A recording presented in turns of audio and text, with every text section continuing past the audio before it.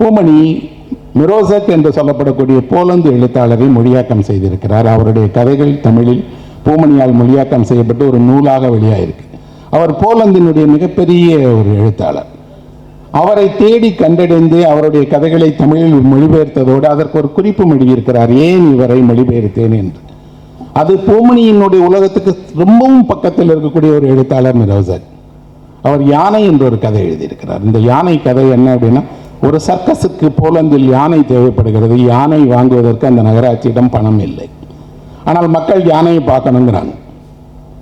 அவர்கள் என்ன செய்கிறாங்கன்னா, ஒரு யானையை விலை கொடுத்து வாங்கி கொண்டு வந்து கண்காட்சிக்கு வைப்பதை விட எளிதான ஒரு வேலையை செய்யலாம் என்று ஒரு ரப்பரில் யானையை செய்து காற்றடித்து நிஜ யானையை போல ஒரு கூண்டுக்குள்ள வச்சிடறாங்க.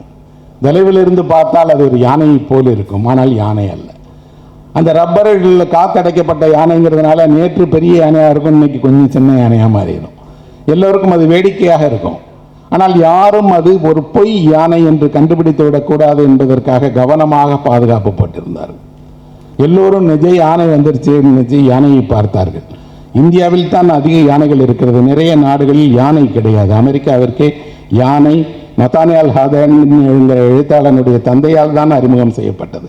நிறைய நாடுகள் யானையை பார்த்தவர்கள் கிடையாது.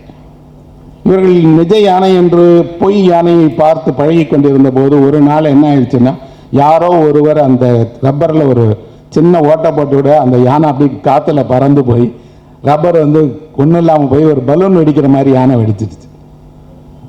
சிறுவர்களுக்கு, வேடிக்கை பார்க்க வந்தவர்களுக்கு, பெற்றோர்களுக்கு எல்லாம் தெரிந்தது நம்மை ஏமாற்றுகிறார்கள்.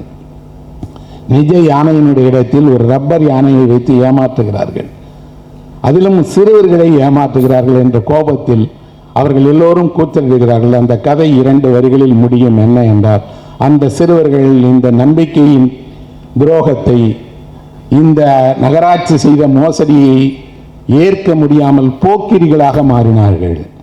எல்லா தீச்செயல்களிலும் ஈடுபட்டார்கள், குற்றம் புரிந்தார்கள் அப்படின்னு கதை முடியும்.